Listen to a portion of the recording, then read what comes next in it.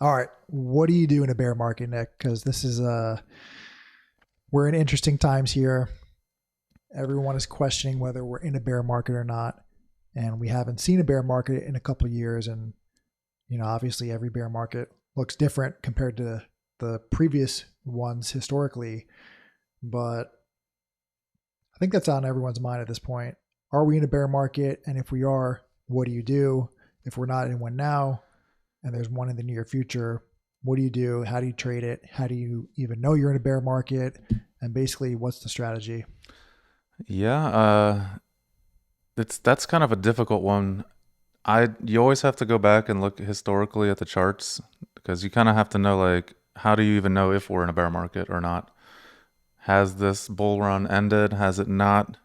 You can go on Twitter and find everyone saying 100 different things right now of where they think we're at.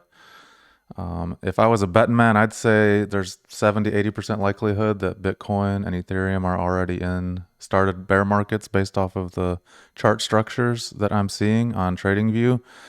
Um, we can take a look at the chart right here just to kind of um, look at what happened back in the end of 2017 here where my cursor is. You see a parabolic run up and then a retracement or a major pullback, and then we were in a bear market for from the beginning of 2018 all the way up until the COVID crash of March of 2020, and then things really started taking off. Um, so if you come here and look at where we are today, it looks like we've already had a parabolic run up, pullback, testing these all-time highs again, broke out a little bit, and it's hard to say. Based on the chart structures I'm seeing there, it looks like we're in a bear market right now, at least for Bitcoin and Ethereum. But like you asked me, what do you do Yeah. when you're in a bear market? Like, But so one comment on that. So I know that is based off of looking. You're comparing to the past. The counter argument is, well, we're this time now things are different. this time things are different. Institutions are getting in, retail investors are getting in more, people are holding on to more Bitcoin because investors are more aware of the value, more educated. Um, and there's going to be more institutional investment from big companies. The metaverse is coming. So the counter argument is, well, what if we don't have a bear market? We just have an extended bull cycle and we're just in a dip. Or if we're in a bear market, then the prices that we see are just going to be essentially Yeah. higher lows. Anytime I have tried to, like, I've been in markets, the stock market, since I was probably 10, 12 years old. Trading, Trading that young, I was investing that young, 12. just buying and holding. Yeah, Dang, that's a my grandparents bought me some stocks, and I'd open up the newspaper and check the quotes every day. it's a And savvy 12-year-old. yeah, I mean, it's good. I'm trying to do the same thing with my son. But anyways, I've tried to be smart about things and say, oh, this time might be different because of this, this, and this. The charts always win. And I've been doing this a long time, and every time I've made that same mistake in the past, trying to say this time is different. And maybe it is. It could be. But like I said earlier, I think there's 70-80% chance we're either already in a bear market or very close to heading into one. Um, so what do you do in a bear market is kind of like what we're trying to educate the viewers on is, do you get out? Do you sell if you think things are going lower? Or do you just bite the bullet and as prices go lower, you continue to accumulate? I think a majority of what decision you make in this case is, if you think we're in a bear market, is your time horizon. Do you need the money that's invested right now? Do you need that in the next 2 to 3 years? Because historically, Bitcoin bear markets last 2 to 3 years, and the bull runs last anywhere from a year to 2 years. So, do you have a longer term time perspective where you can just bite the bullet and continue to dollar cost average and accumulate the projects that you believe in and wait for the next bull cycle to play out? I think if you're a new investor you haven't invested in crypto yet, or maybe you've invested a little bit, the bear market is actually the best time to be investing because you're investing at lower prices, right? Coins have retraced. They're likely to hit like bottom dumpster prices. And if you're buying coins at those prices that have a good long-term outlook, good long-term potential, and you're getting in when they're low, in the next bull cycle, they're going to go up and you're going to make significant gains. I mean, yeah, just look at some of the prices we saw in just this previous bear market, talking like 2019, 2020, Ethereum. You could have bought Ethereum like at $100 a coin, and look at it's like sitting at 3,000 right now. Yeah. So like you're completely right in saying that it's a great time in a bear market is to kind of just dollar cost average and accumulate as much as you can at lower prices. The only time a bear market is bad is when you bought in during the bull market. Mm-hmm. You're buying in at high prices, near all-time highs. You don't really know what's going on. And then you're holding that coin thinking it's going to go up even more. And then we start retracing down and we're into a bear market and you're holding onto that coin that you bought at an all-time high. And now it's in bottom bear market prices and you're holding it at a huge loss. Yeah. And like a lot of times emotionally people will just want to get out. But if you have a longer term time horizon and you truly believe in the things you're investing in, it makes it a lot easier to hold them until the next bull cycle comes around.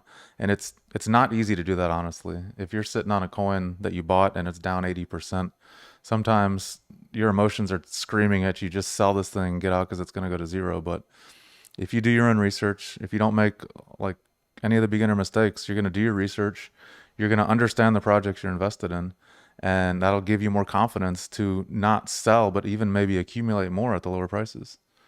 All right. So I think we can both agree that a bear market environment, if you have the capital to deploy and invest, especially invest money that you can afford to lose, Mm-hmm. is the best opportunity to make significant gains, to make significant returns when the bull market returns. So if this is an incredible opportunity, if a bear market is an incredible opportunity to get in, how do you navigate that? How would you recommend navigating that?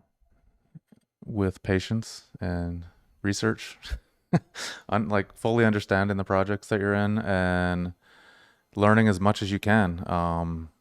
Because the more you understand about a project, the easier it's going to be to stay with it, as long as the leaders of the project are continuing to follow through on their promises. Stick with the project. I think that's a good point.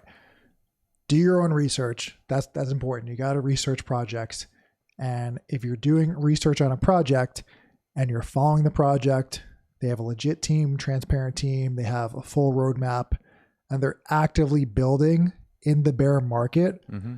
Those are the projects you want to invest in, because if they're building during a bear market, you know they're going to do well. Well, you don't know, but there's a good chance they're going to do well when the bull market returns, because their priority isn't timing the market. They're trying to build a product, service, blockchain, something within crypto, Web3, metaverse, whatever it is, to actually have a legitimate business and not some meme coin or pump and dump, random coin. You're investing in an early stage legitimate business. So if they're actively making progress and building during a bear market, that's a pretty good sign. Yeah, basically the best opportunities. It's essentially what I did. If you heard my story, that I was accumulating as much as I possibly could during the bear market, and here we are today. So I think you should explain that a little bit. So when you say accumulating, to break that down to like basic terminology, that would mean during a bear market, you're essentially dollar cost averaging. Yeah, dollar cost averaging. So while I was working full time, every paycheck, I would take a portion of my paycheck and invest every 2 weeks, buying more of the projects that I loved. And I remember accumulating Ethereum at $120. I remember accumulating VeChain under a penny, and several of these other projects that I fell in love with, that eventually took off during the bull run that we had this past year.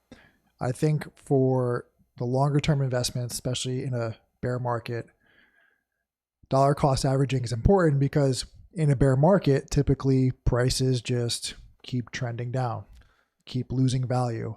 So you don't want to make, if you have a certain amount to spend on crypto, most of the times you don't want to spend it all at once, because if that coin, if the prices keep trending down, then you're not getting favorable prices. But if you dollar cost average, spreading out Yeah, your buys, you spread out your buys. You can lower your overall cost basis. right? Like imagine you do two buys. Say you bought Bitcoin at 60,000, and now you're buying it at 40,000. You buy one Bitcoin at 60,000, one Bitcoin at 40,000. Your average cost basis is 50,000. And if we continue trending into a bear market, you can continue to accumulate more of. I'm not saying Bitcoin is something you should be dollar cost averaging, but it just is kind of to explain the concept. Right. That's why I feel like dollar cost averaging is such a good strategy for anyone in general, but especially during a bear market, because prices typically trend down. No one can time the bottom. No one can time when the bear market is going to come back. So, And it helps keeps emotions out of it, because like you have a plan. You're investing in projects you believe in, and just knowing that you're going to be accumulating more every couple weeks, you don't need to be worried about the fluctuations happening yeah. on a daily basis. All right. I think that was enough. We could wrap it up there for the bear market. Yeah, that was some good advice, Rob. All right. Thanks, Nick.